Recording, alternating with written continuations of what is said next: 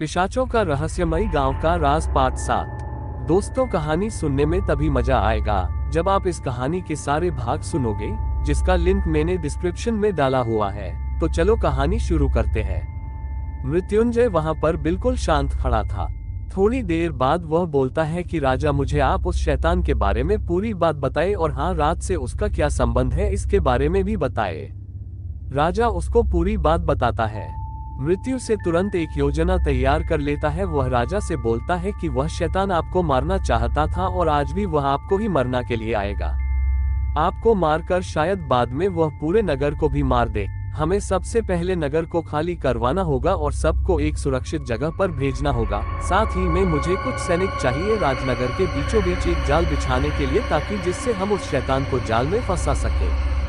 जैसे ही नगर वासियों को कहा जाता है कि सुरक्षित ठिकानों पर चलो, वैसे ही सब तुरंत निकल पड़ते हैं। न कोई सवाल न कोई जवाब। सबको पता था कि अगर रुके तो वह राक्षस अवश्य मार देगा। पूरा गांव खाली हो जाता है।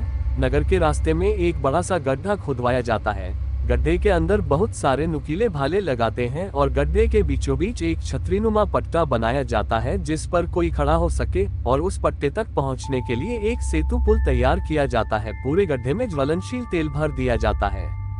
योजना ये थी कि राजा उस पट्टे पर खड़ा होगा और जैसे ही वह राक्षस वहां आएगा, वह कच्ची लकड़ियों पर पैर रखने से सीधा नीचे गिरेगा और भालों के द्वारा घायल हो जाएगा, और राजा के तुरंत वहां से निकल जाने के बाद उस पूरी जगह पर आग लगा देंगे और वह शैतान वहीं जल के मर जाएगा।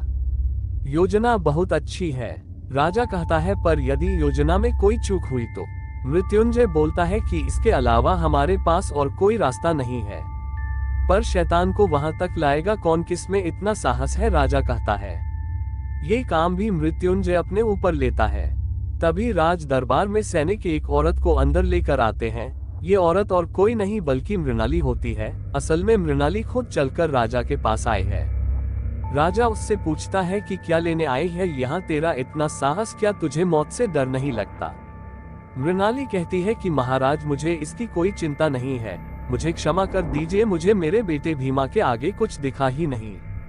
राजा बोलता है कि तूने मेरे बेटे के साथ यह क्या किया? उसे राक्षस बना दिया है। तुझे इसकी सजा मिलेगी। तुझे अभी फांसी की सजा देंगे। मृत्युंजय समझ जाता है कि मृणाली कुछ जानती है और वह राजा को बताना चाहती है। मृत्युंजय बोलता है कि महाराज, हमें इसकी बात एक बार जरूर सुन लेनी चाहिए। तब मृणाली राजा को सब बात बताती है कि किस तरह उसने अपने मायाजाल से ये खेल रचा, जिसमें सब बस फंस गए, और किस तरह भीमा एक राक्षस बन गया।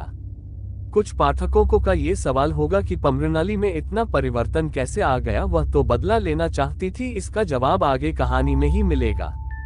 मृणाली कहती है कि महाराज, आपका बेटा शैतान नहीं था। उसका ये हाल तो मेरी वजह से हुआ था।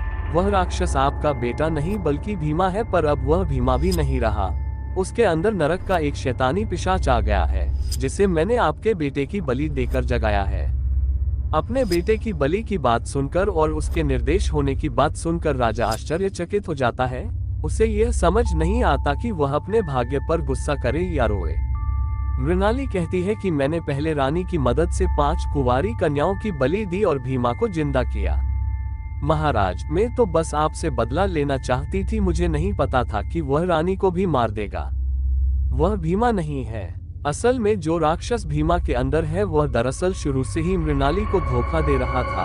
वह धीरे धीरे भीमा के शरीर पर अपना कब्जा कर रहा था, और जब मृणाली ने राजा के बेटे की बलि दी तो उस नरक के शैतान को और भी ज्यादा ताकतवर कर दिया। कुछ लोग इस बात से कंफ्यूज हो सकते हैं कि जब भीमा ने खुद को आईने में देखा तो वह क्रोधित हो गया और उसने मृणाली को धक्का देकर एक तरफ फेंक दिया था। यदि उसके अंदर वह शैतान है तो वह क्रोधित कैसे हो गया, जबकि वह तो राक्षस है? इसका जवाब मैं आपको बता देता हूँ। दरअसल शैतान ने अभी तक भीमा के शरीर पर पूरी तरह से कब्जा नहीं कर सका। अब वह शैतान राजा को इसलिए मारना चाहता है क्योंकि राजा और नगर के लोग उसकी असलियत जानते हैं। अगर वह इन्हें मार दे तो फिर कोई उसे परेशान करने वाला नहीं बचेगा, और फिर शैतान इस दुनिया में आजाद घूम सकता है और अपनी दहशत फैला सकता है। राजा चुपचाप अपने सिंहासन पर बैठा था और अंदर ही अंदर दुखी था, क्योंकि ना तो अब उसका बेटा है और ना ही उसकी रानी जिंदा है। राजा निराश होकर राज दरबार से अपने कमरे की तरफ चला जाता है। मृत्युंजय इस बात को समझ जाता है और उसके पीछे पीछे उसके कमरे में चला जाता है और राजा को समझाता है कि महाराज, यह वक्त निराश या दुखी होने का नहीं है। आप यहाँ के राजा हैं और आपके ऊपर इस पूरे नगर की जिम्मेदारी है, इसलिए आपको अपने सैनिकों और प्रजा को हिम्मत बंधानी होगी। दोस्तों, आज की कहानी यही तक। दोस्तों, कहानी में बहुत ट्विस्ट आने वाला है। इस कहानी के कई पार्ट है। कहानी अच्छी लगी हो तो प्लीज चैनल को सब्सक्राइब कर दो।